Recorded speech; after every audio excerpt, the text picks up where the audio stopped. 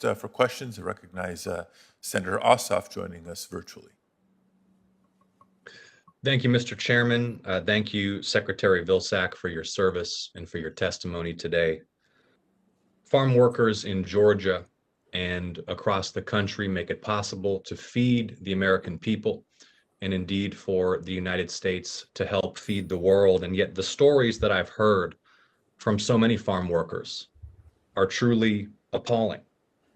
20-hour shifts, folks who are sleeping in vans, exposed to extreme heat, exposed to pesticides and chemical fertilizers without adequate protection, making very little money, often paid less than a minimum wage, often subject to other forms of abuse and harassment.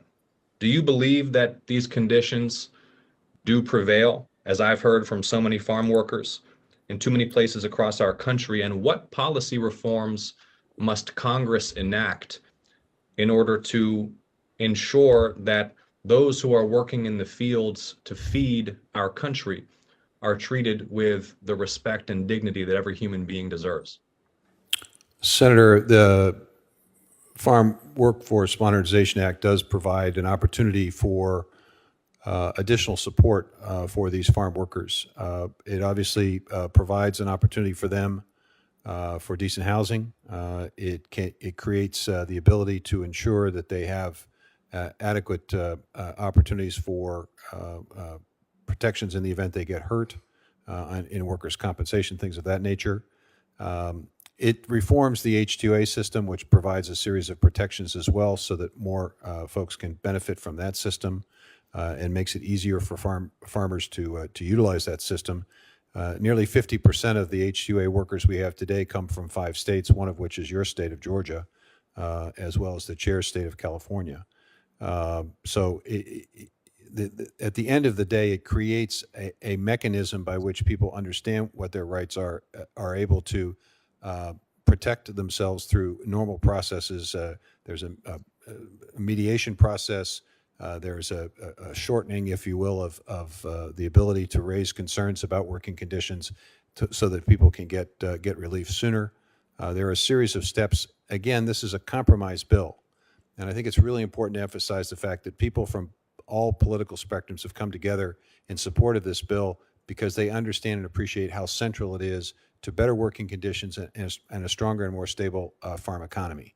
And so I would hope that what you've explained are very limited circumstances in agriculture today, and the hope would be with this act that we would see even fewer of those circumstances.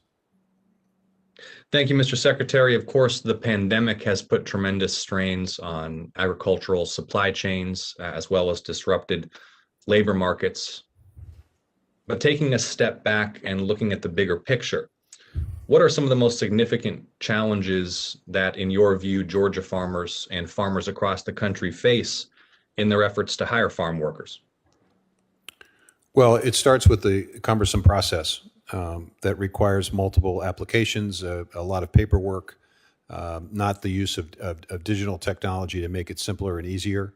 And that discourages or makes it more difficult to get the workforce on a timely basis. So it starts there. And the result of that, I mean, the reality is timing matters. Timing is everything in agriculture. If you don't plant at the right time, if you don't harvest at the right time, it impacts and affects the quality of what you produce. And that in turn impacts the price that you get in the market. And in turn creates challenges for farming operations. So to the extent that we have a stable and secure system that's predictable, it allows farmers and ranchers and producers to plan expansion opportunities, allows them to be as efficient as profitable as possible. It also creates the protections we talked about for workers and ensures that there's an adequate wage, decent housing, and things of that nature for our farm workers who work incredibly hard. And I think it begins to send a message about the significance and importance of this essential workforce from a perspective of respect. I think for far too long we've taken these people and those who work in our processing facilities for granted. We've not paid as much attention to them as we need to. But you know, when it came to protecting our food supply during the midst of the pandemic, the height of the pandemic, those folks showed up. and they showed up at the risk of their own lives, and did so in large part because they were motivated by making sure that they could take care of their families. And that's a value system I would hope that we would continue to support in this country.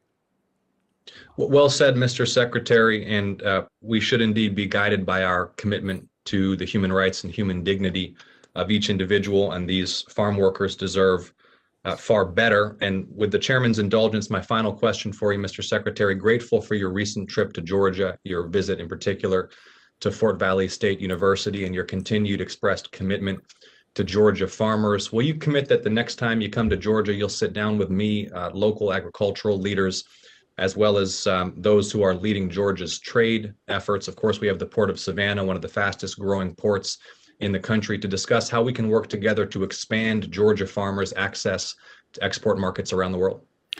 Senator, if you sweeten your offer with a slice of pecan pie, it's a deal. Done. Looking forward to seeing you there. Thanks for your help. Take care. Thank you. Let the record reflect the commitment that has been made here today.